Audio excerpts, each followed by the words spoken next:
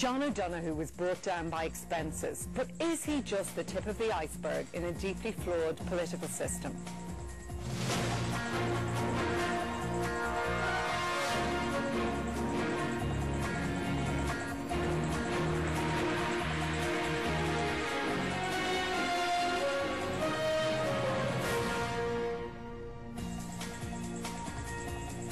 Hello and you're really welcome to Prime Time.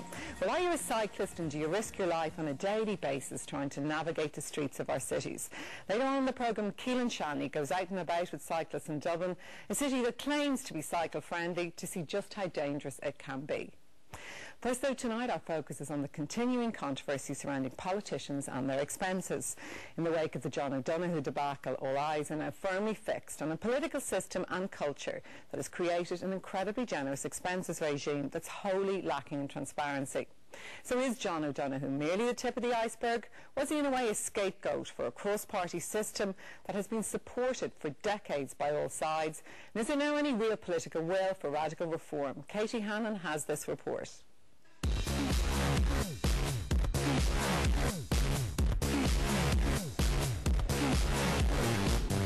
Five-star hotels, Michelin-starred restaurants, business-class flights, chauffeur-driven limos. It's a lifestyle that few of us could afford, but it turns out all of us taxpayers were paying for. The revelations about the perks availed of by John O'Donoghue at our expense caused massive public anger and triggered an historic resignation. But is he alone? Tonight we reveal further details of a ministerial trade mission that cost the taxpayer dearly. And we ask if the current system shields our most senior public representatives from proper public scrutiny. I believe that if the overseas travel expenditure for every single member of the Cabinet over the last 7 years were actually published, there would be embarrassing information in terms of transport costs, hotel costs and flights for every single one of them. This is nothing at the end of the day to do with John O'Donoghue, and we should stop personalising it. This is to do with the system, and he's a lightning rod for that, and his resignation will be meaningless unless we bring about substantive reform. It's now 10 years since the Freedom of Information Act first allowed us to glimpse the scale and extent of expenses claimed by TDs and senators. And over that past decade, those entitlements increased massively.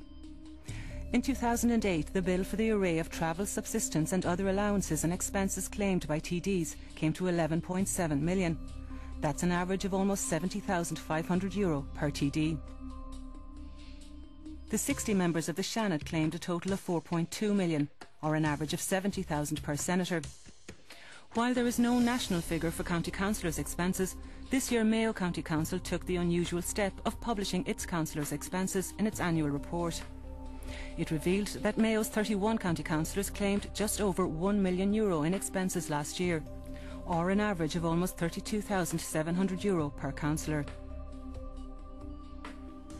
It's not just the scale of political expenses, but the fact that they are largely unvouched that has long been a source of controversy. Well, we've taken a decision in principle that there'll be vouched expenses into the future. I suppose mainly it's in response to concerns by the public outside. That was July 2005. But by last summer, almost exactly 4 years later, that principle was apparently forgotten. TD's resistance to acting on it led to the resignation of Tom O'Higgins, the chairman of the Oireachtas Commission's Audit Committee. What the Commission proposed was that expenses be combined into one monthly allowance, with the rate dependent on how far members lived from Leinster House. They would not require receipts. The final decision on political expenses ultimately rests with the Finance Minister. But while Brian Lenihan moved to introduce cuts to mileage and allowances, he appeared unwilling to force the Commission's hand on the key issue of vouching.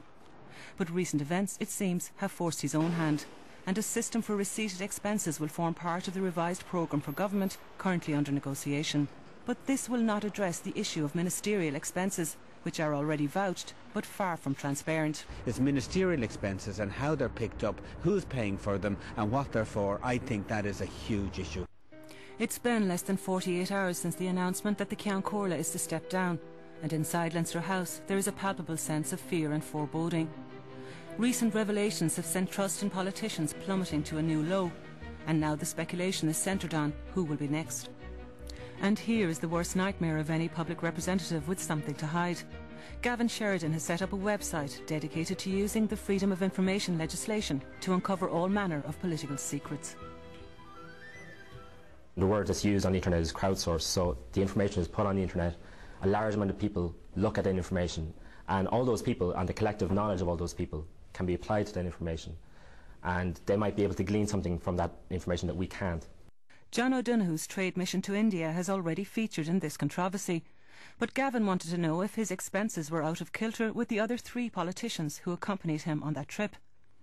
This week he received some details of the then Education Minister Mary Hanifan's arrangements. I asked for a breakdown of all the expenses that were claimed through the Department of Education for the trip to India for the Minister, and they came back to me with a figure of a return flight for the Minister of €9,000, and the total figure for herself and 2 members of staff was €26,000 for a 5-day trip to India. In theory, details of political expenses are available to all, but you have to apply under the Freedom of Information Act and be prepared to pay anything from €15 to several thousand for your trouble.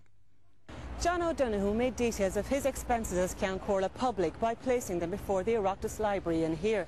But he did so on one of the busiest news days of the year, and just 2.5 hours after he was forced to release them to the Sunday Tribune on foot of a Freedom of Information request.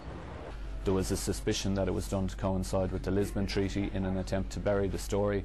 Other people suggested that it was done kind of in spite towards the Sunday Tribune, and perhaps to say to newspapers, you know, don't waste your time with FOI because we still control the information, we'll do what we want with it. You can pay €600 and you might get absolutely nothing out of it. The scale of John O'Donoghue's expenses while he was Minister for Arts, Sport and Tourism was first revealed by Ken Fox. But when he tried to dig deeper, he met with resistance. This time we were quoted a much higher price of more than €400, and by the time it was actually released to us, we were just given 4 pages of documents. All of the detail had been stripped out of it. We were just left with a table of costs of flights, hotels, transport costs. There was none of the detail that had proved so embarrassing. And obviously what had happened in the meantime was political considerations had come into play. This sense that civil servants come under political pressure not to release potentially controversial information is widely shared. I feel that the information I'm looking for is my information, and that the civil servant in question is a conduit for me getting that information. Yet oftentimes I feel like they're trying not to give me the information, or trying to do everything they can to give me as little information as possible. Even members of the Dáil have difficulty gaining access to basic information on ministerial expenses. Last month, Fine Gael TD George Lee put down a series of parliamentary questions asking for the amount claimed in expenses by each minister since 1997. He was stunned at the official figure given for John O'Donoghue's expenses.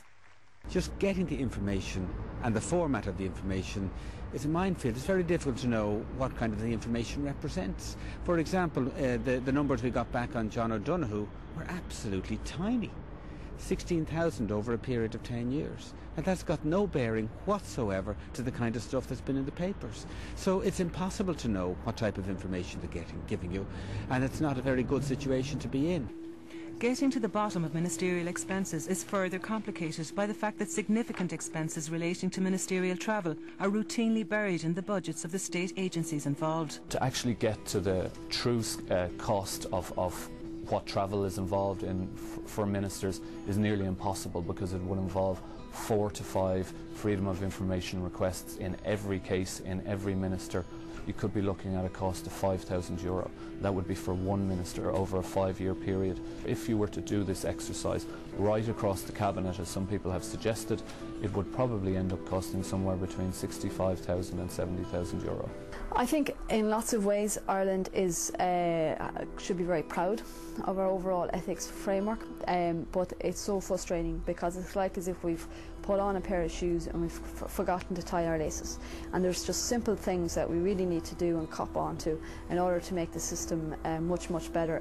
I think our system will be a lot more transparent if they made simple legislative changes on political funding, on whistleblowing, on freedom of information, on lobbying, and publish all the expenses on the websites and just get it over with. Since the recent scandal in the UK, all parliamentary expenses are now published online. There is growing pressure for a similar move here.